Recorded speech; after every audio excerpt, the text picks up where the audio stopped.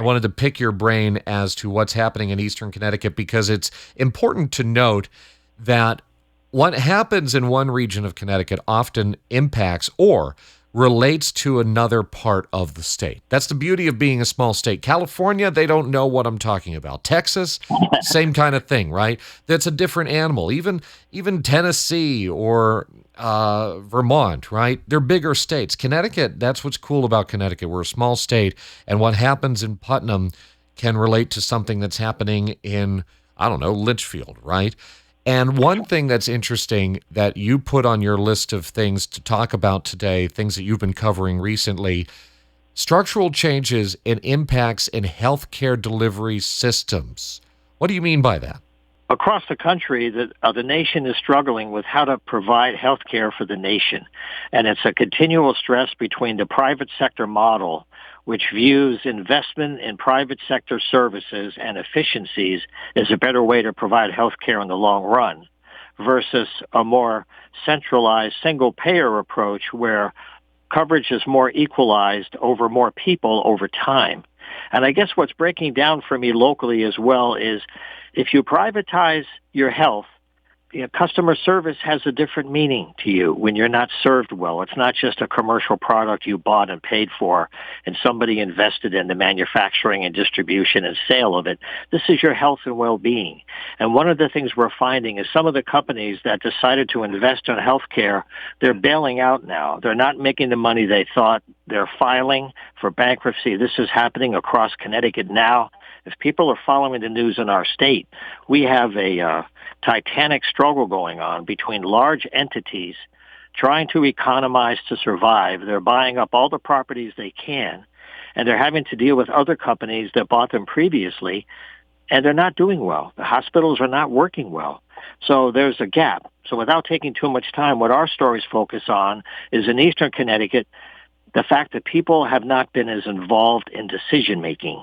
Decisions were made to close the maternity and the childbirth unit at Windham Hospital many years ago. Many people in the community were not consulted about that. They went through a very lengthy legal process. There are studies being made about is the area viable for a birth center. But what they came to me with is that they weren't being listened to. They would write letters and go to meetings. They were not heard. They didn't feel that they were able to participate. So they're less supportive of the decision now because they have to live with it.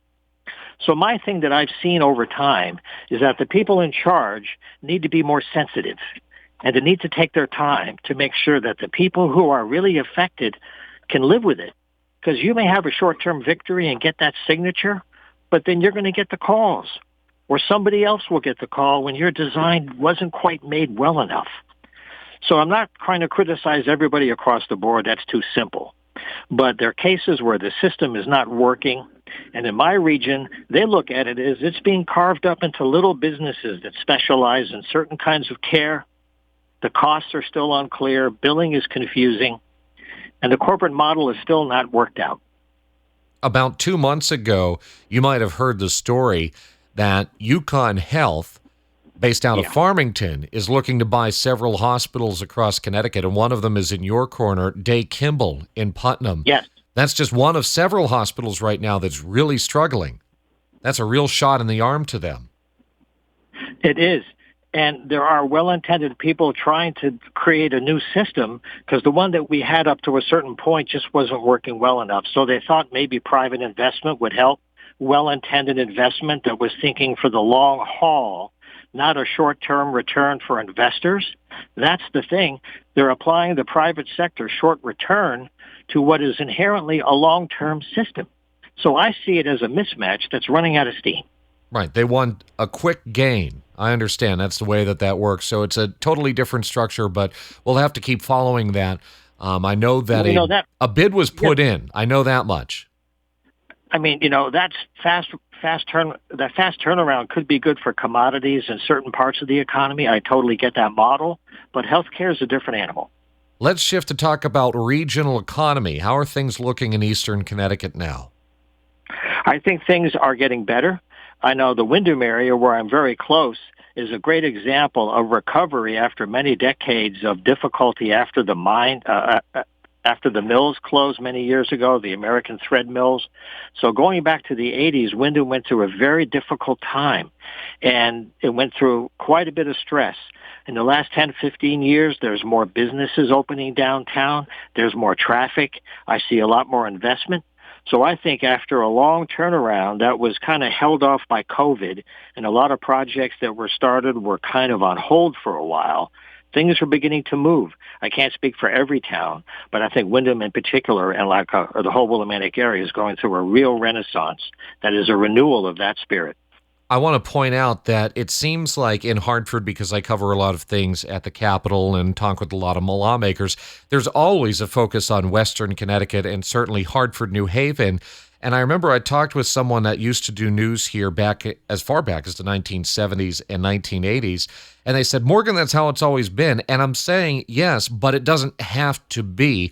And I want to point out to something that I found very interesting that kind of shows me that things are expanding in Eastern Connecticut slowly but surely.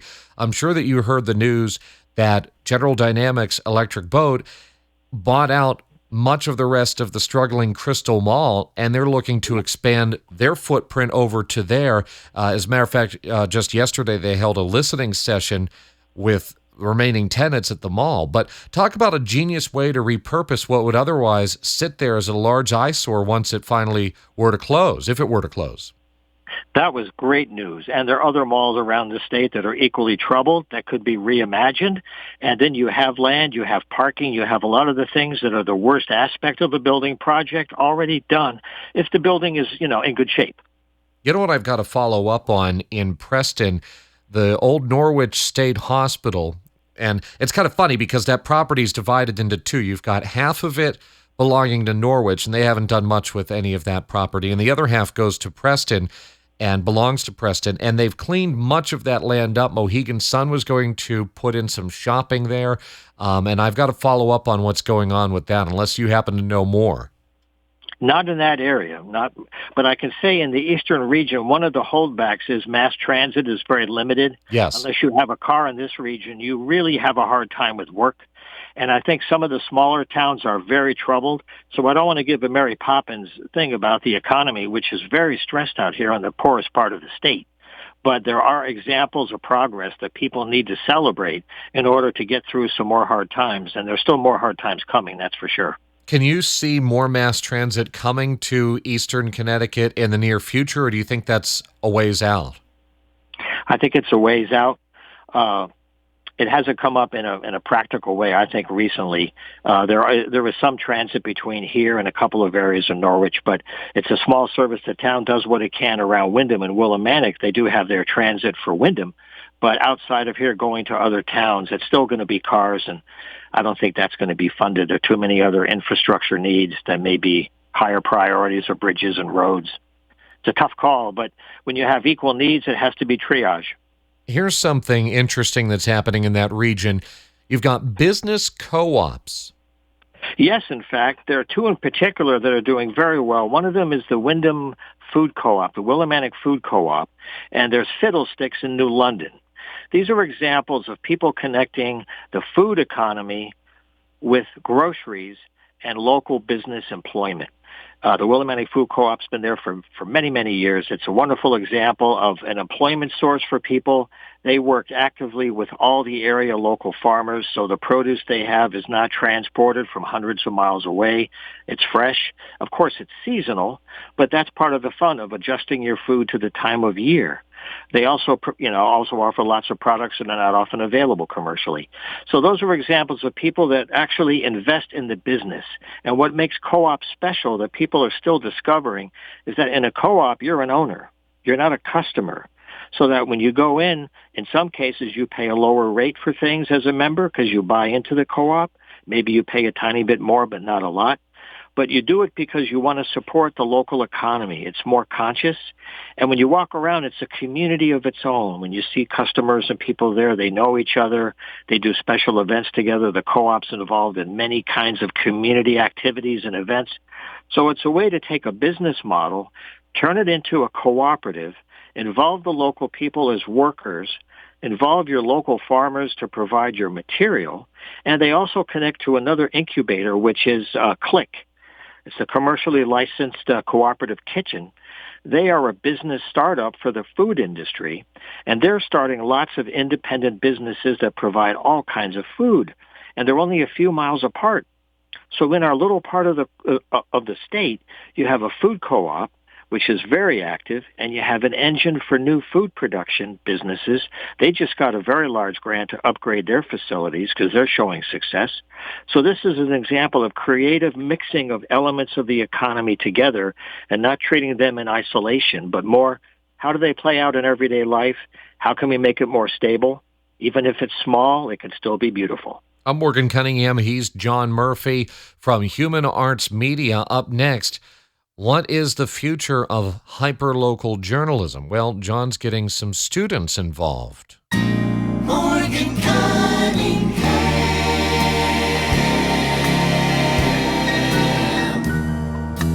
News and talk for you. And you can find me on socials at MC News Talk, Facebook, Instagram, X at MC News Talk.